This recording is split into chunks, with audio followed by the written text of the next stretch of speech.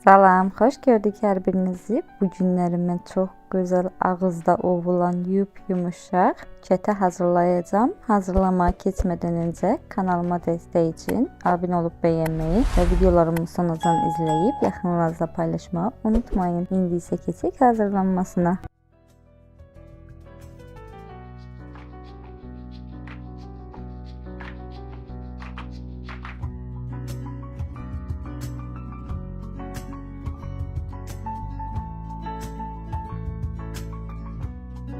Hazırlamaq üçün xəmir yoğuracağım qabın içərisinə 400 qram un, 200 qram da kərə yağı əlavə edib rəndədən keçirdirəm yağla unu birlikdə.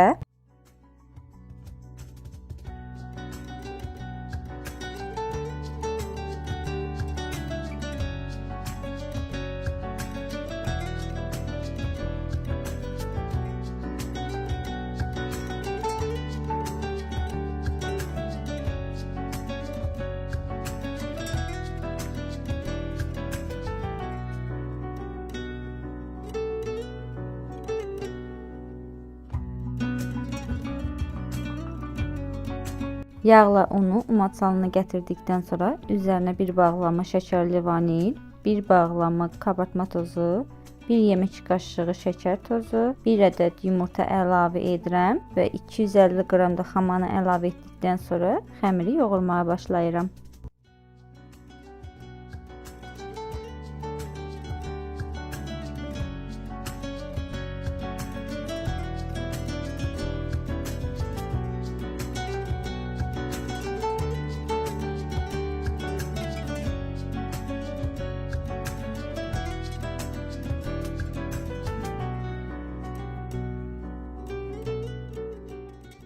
Xəmiri yaxşı yoğurub bitirdikdən sonra 2 hissəyə bölərək paketlərə yerləşdirib soyuducunun buzluq gözündə 10 dəqiqə gözlədəcəm.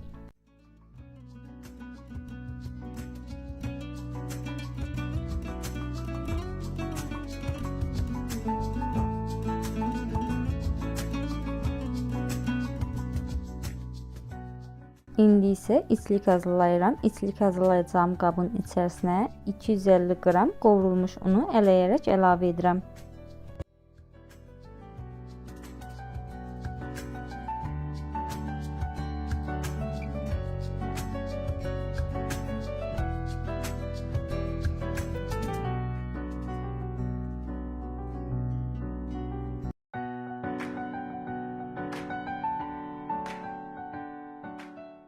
Unu əlavə edib bitirdikdən sonra 250 qram şəkər tozu, 1 bağlama vanil, 50 qram kərə yağı, 50 qram da bitki yağı əlavə edib əlimlə qarışdırıram.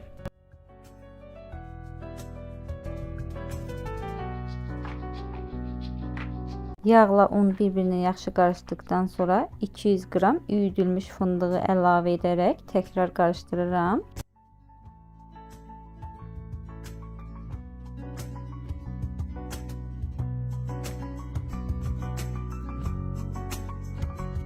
Artıq islik hazırdır. İsligi bir kənarda gözlədirəm. İndi isə soyuducunun buzluğunda olan xəmirləri çıxarıb yaymağa başlayıram. Xəmirləri yayarkən bolca undan istifadə etmək lazımdır ki, rahat şəkildə yaya bilək deyə xəmirləri böyük ölçüdə yaymağa başlayıram.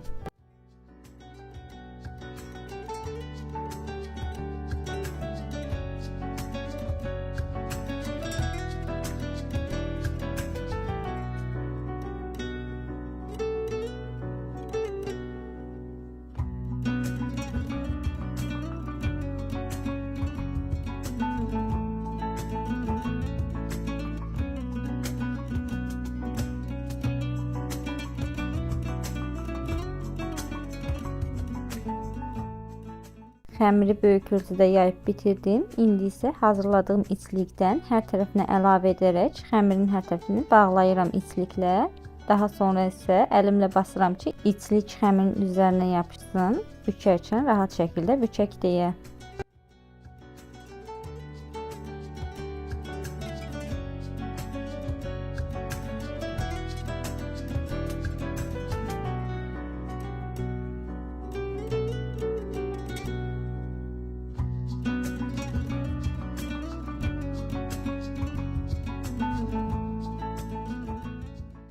İçliki hər tərəfinə əlavə edib bitirdim. İndi isə xəmiri rulo şəklində bükməyə başlayıram. Bükərkən sıx şəkildə bükmək lazımdır ki, boş alınmasın, boşluq yaranmasın xəmirdə.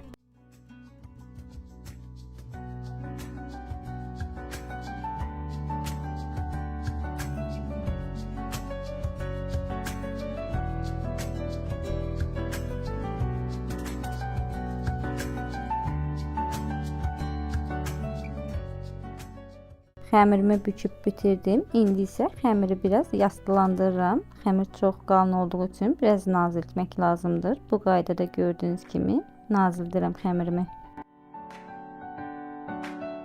Xəmiri naziltdikdən sonra delikli bıçaqla doğramaya başlayıram xəmiri. Dilim-dilim doğrayıram bu qaydada gördüyünüz kimi.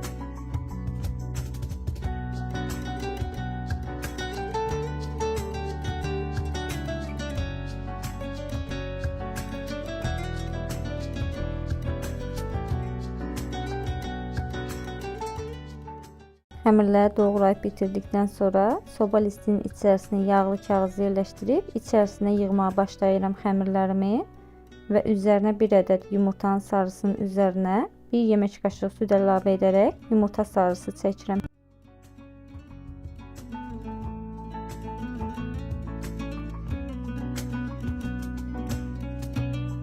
Və daha sonra isə xırda doğranmış qoz ləpəsi də əlavə edirəm üzərinə.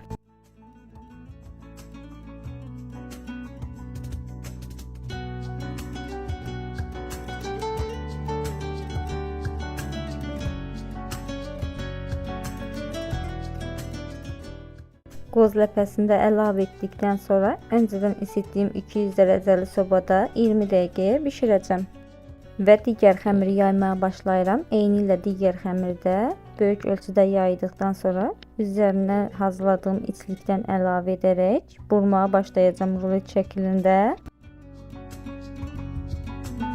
Və digər xəmiri də naziltdikdən sonra doğramaya başlayacağım. Bu xəmirimi digər xəmirdən fərqli olaraq üçkünc formada doğrayıram.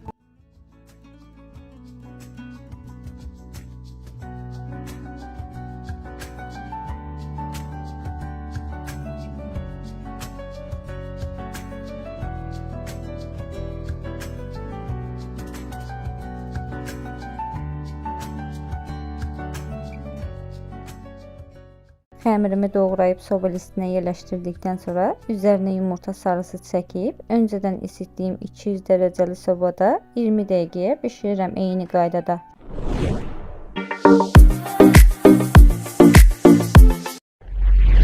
Və budur, mənim kətələrim artıq hazırdır. Çox gözəl, çox möhtəşəm aldı. Rəngi qıpqırmızı, mükəmməl, ağızda ovulan yumuşaq kətələr alındı. Əminəm ki, sizlər də sevərək hazırlayacaqsınız. Hazırlayacaq olanlara öncədən nuş olsun deyirəm. Və kanalıma hələ də dəstək olmamısınızsa, dəstək olmaq üçün abunə olub zil səsini aktiv edin ki, paylaşdığım videolarda anında xəbərdar olun. Və videolarımı sonacan izləyib yaxınlarınızla paylaşın. İzlədiyiniz üçün təşəkkür edirəm. Gələn videolarda görüşmək ümidi ilə. Hələlik, sağ olun.